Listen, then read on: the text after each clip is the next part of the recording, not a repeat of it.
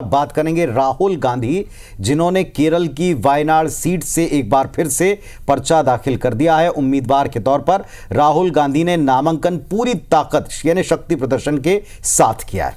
राहुल अभी वायनाड से ही वर्तमान में सांसद भी हैं। 2019 के मुकाबले इस बार राहुल की राह वायनाड में इतनी आसान नजर नहीं आ रही, क्योंकि यहां से राहुल के सामने इस बार दो बड़े चेहरे मैदान में उतार दिए गए हैं।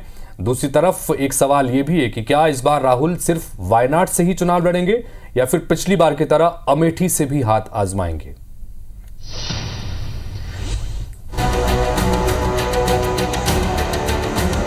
रोड शो के जरिए पहले शक्ति प्रदर्शन,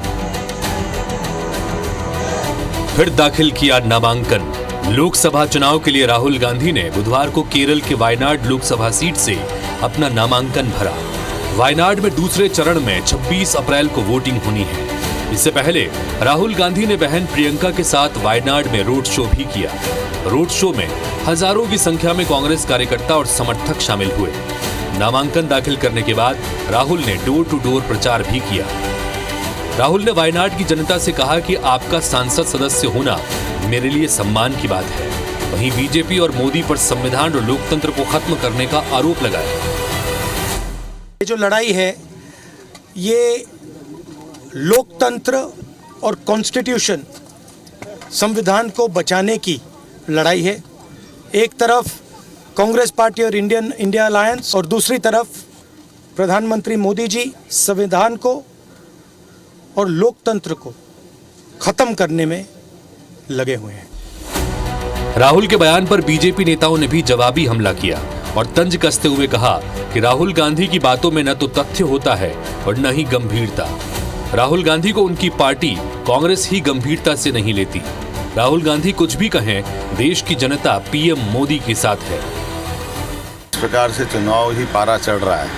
मुझे इस बात की प्रसन्नता है कि कांग्रेस के अते पते नहीं लग रहे हैं। कांग्रेस बहुत पीछे रह गई, लेकिन इसका जवाबदार अगर कोई है तो राहुल गांधी है। उनने उस कांग्रेस को गंभीरता से लिया ही नहीं, ना चुनाव को गंभीरता से। उम्मीद करते हैं कि अभी भी समय है, कांग्रेस अपने अंतर्विरोध से जूझते हुए बाहर आएगी, आत्मावलोकन करेगी। मेरा ख्याल है कि ऐसी ना समझ वाली बात इस स्तर के नेता को नहीं करना। जिस तरीके से देश में विकास हो रहा है, जिस तरीके से देश की जनता भाजपा के साथ है और मोदी जी के साथ है, शायद उनके मन में आग लग रही होगी और इसलिए इस प्रकार की मूर्खतापूर्ण बात नहीं करना चाहिए। आग कौन लगाएगा? राहुल गांधी। अरे देश की जनता आशीर्वाद दे रही है भारतीय जनता पार्टी को, माननीय मोदी जी के साथ खड़ी है। मोदीमय माहौल पूरे देश में है और मोदीमय माहौल होने का मतलब है देश को आग लगा दो, यानी कांग्रेस सत्ता में ना हो, युवराज को सत्ता ना मिले तो देश को आग लगा दो।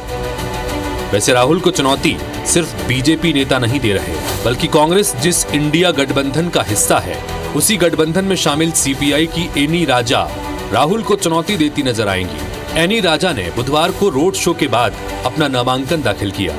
एनी राजा के पति डी राजा 3 दिन पहले ही दिल्ली में इंडिया गठबंधन की लोकतंत्र बचाओ रैली में राहुल गांधी के साथ मंच साझा कर चुके हैं। ऐसे में वायनाड से राहुल के सामने एनी की चुनाव लड़ने पर उनका तर्क सुनिए।